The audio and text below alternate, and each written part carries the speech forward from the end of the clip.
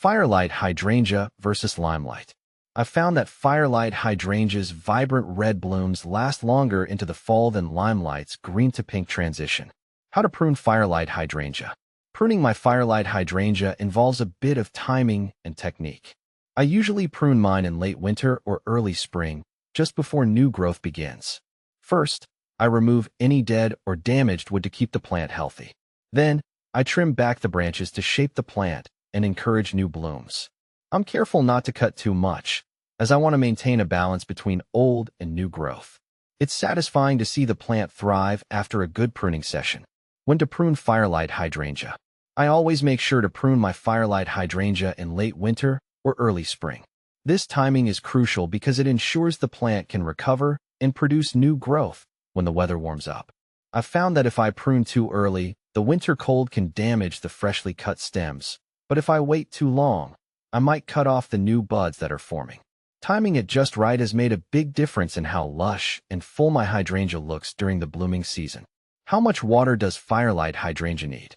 Watering my Firelight Hydrangea has been a learning process. Initially, I wasn't sure how much water it needed, but now I've figured out a good routine. I water it deeply once a week, making sure the soil stays consistently moist but not waterlogged. During hotter periods, I check the soil more frequently and sometimes water twice a week to keep the plant hydrated. It's amazing how much better the blooms look when the plant gets the right amount of water. How to care for Firelight Hydrangea. Caring for my Firelight Hydrangea involves a combination of proper watering, feeding, and protection. I use a slow-release fertilizer in early spring to give it a good nutrient boost for the growing season. Mulching around the base helps retain moisture and keeps the roots cool. I also keep an eye out for pests and diseases, treating them promptly to prevent any damage. Regular maintenance and attention have really helped my hydrangea flourish.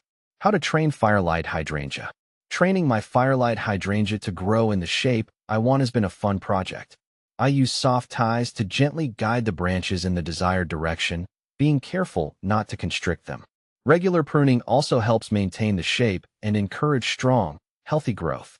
It takes a bit of patience and consistent effort, but the results are rewarding when I see the plant growing just the way I envisioned.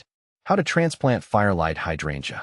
Transplanting my Firelight Hydrangea was a bit daunting at first, but it turned out to be manageable with some preparation. I chose a cool, cloudy day in early spring or late fall to minimize stress on the plant. I dug a hole in the new location, making sure it was twice the width of the root ball. After carefully digging up the hydrangea, I moved it to its new spot and watered it thoroughly. The plant took a few weeks to adjust, but now it's thriving in its new home. Where to buy Firelight Hydrangea near me? Finding a Firelight Hydrangea near me was easier than I expected. I checked out a few local nurseries and garden centers, which often carry a good selection of hydrangeas, including the Firelight variety.